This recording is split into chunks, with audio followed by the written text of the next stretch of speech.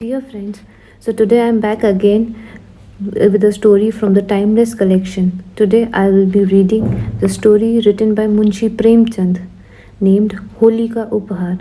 So without any further delay, let's read the story.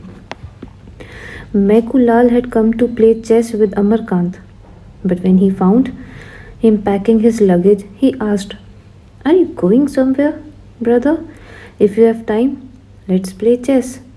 Amarkant replied, while putting his belongings in the box, "No, brother, I am extremely busy today. I need to leave for my in law's house tomorrow, and I need to make the preparations right now." Maikulal asked, "Why are you making all the preparations today? Their house is so near." "Perhaps you are going there for the first time," Amarkant replied. "Yes, I am going there for the first time. I did not wish to go, but my father in law has been requesting me to visit them for a long time." Maiko said, "Then you must leave by tomorrow evening. You will reach there in half an hour." Amar said, "My heart is already skipping beats in anticipation. Until now, I had met my wife only in my dreams, but tomorrow that dream will turn into reality. Dreams are always beautiful, but who knows what reality will unfold?" Maiku asked, "Have you bought any gift for her? Do not go empty handed. She must have been expecting a gift from you." Amarkant had not bought any gift. He was still a novice and was not aware of the delicate nature of a conjugal relationship. Maiku suggested, "You must purchase something for her today, my friend. You are going there for the first time. You must make a good first impression." Amarkant asked, "What should I buy for her? I had not even thought about it." "Tell me about something that would be attractive but not very costly, since I need to send some money home. Father has asked for some money." Meku lived away from his parents. He replied ironically, "When your father has asked money for, then how can you ignore his demand? It is not very usual for him to ask for money from you." Amarkant could not understand the irony in his words and said, "Yes, that is why I have not got any new clothes stitched for Holi. But if it is necessary to take a gift, then I will have to buy something. Tell me something that would be cheap but beautiful." Both of them started thinking about the gift. It was an important decision, as that gift would decide the success of his married life. They kept discussing the perfect gift, but could not arrive at any firm decision. At that moment, a Parsi lady passed by in a car. She was wearing a very beautiful and fashionable sari. Maikulal said, "If you will buy such a beautiful sari for her, then she will be very happy. The color was so attractive and the work was so beautiful. You can buy it at Hashim's shop. I don't think it will cost you more than 25 rupees." Amarkant also liked the sari. He was thinking that his wife will be very happy seeing the sari, and it would enhance her beauty as well. He said, "Yes, even I like the sari, but some demonstration is going on outside Hashim's shop." Maikulal said, "Don't worry, people are still buying goods from him. It is a matter of choice after all." Amarkant was hesitant. He said, "But I cannot cross the group of volunteers who are standing outside the shop."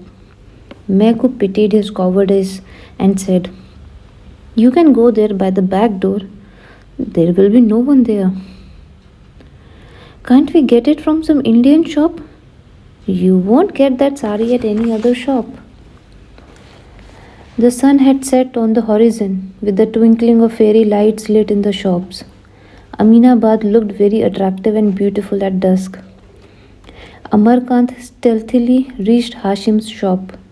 Volunteers were still holding demonstrations, and many people had gathered outside the shop. He had tried thrice, but was unable to muster the courage to go inside the shop. But he wanted to buy that beautiful sari for his wife. Finally, he decided to enter by the back door. He saw that there was no volunteer there. He went inside quickly and came out after 20 minutes with a sari. But now the situation had changed. Three volunteers were now guarding the door. Amarkant stood transfixed for a moment and then started running at full speed. Unfortunately, he collided with an old woman who was coming in that direction. She fell down and started shouting at him, "Are you blind? You will also get old someday." Amarkant could not escape. While he was apologizing to the old woman, the three volunteers came there and surrounded him. One of them put his hand on the packet of the sari and said, "You cannot take this foreign cloth with you. We were calling you and you ran away." The second volunteer said, "You ran like a thief." The third volunteer said, "People are going to jail and the country is on fire, and you are still purchasing these foreign goods." Amarkant held the packet tightly with both his hands and said, "Will you let me go or not?" The first volunteer put his hand forward to take the packet and said, "How can we let you go? You cannot leave with that foreign cloth."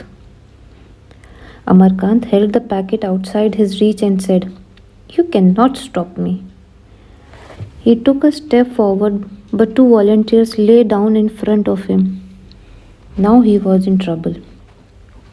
Many people gathered around and comment started pouring in from all directions. "He looks like a gentleman. These people call themselves educated? What a shame. Every day 5 to 10 people get arrested from this shop.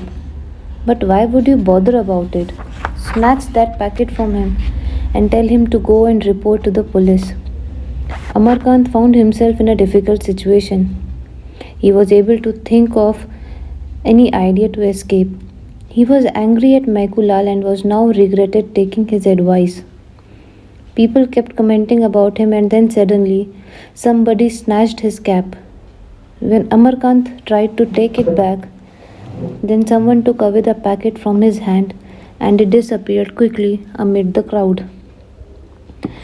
Amarkant became angry and said, "I will report to the police." A man said, "Yes, yes, please go, report, and get all of us hanged." Suddenly, a young woman arrived at the scene. She was wearing a khadar sari and was carrying a bag. When she saw this ruckus, she asked, "What is the matter? Why are you creating a commotion here and troubling this man?" Amarkant was now relieved. He appealed to her. "These people have snatched away my packet and hid it. I call this theft and dacoity. This is neither satyagrah nor patriotism." The young lady consoled him. "Don't worry. You will get your packet back. It must be with these people." "What was there in the packet?" A volunteer said, "Sister, he had bought a sari from Hashim's shop." The young lady said, "He can buy clothes from anywhere. You have no right to snatch away his clothes. Give it back. Who has the sari?"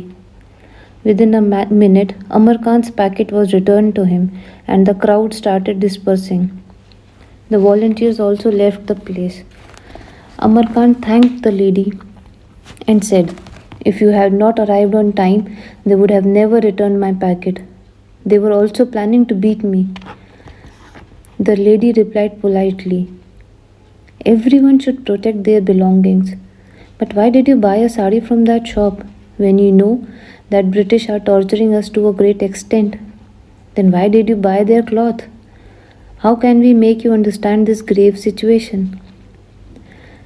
Amarkant felt ashamed that he had forgotten all about patriotism that he used to discuss with his friends. He said, "I have not bought it for myself. A lady had asked for it, so I had no other option to buy it." "Why didn't you explain the situation to her?" "I tried, but she was not ready to understand. I think you can convince her better. If I get an opportunity, I will definitely explain it to her. After all, women rule over men in these matters. Where do you live?" "I live in Sadganj." "What is your name?" "Amarkant." The young lady quickly hid her face behind a wheel and bowed her head.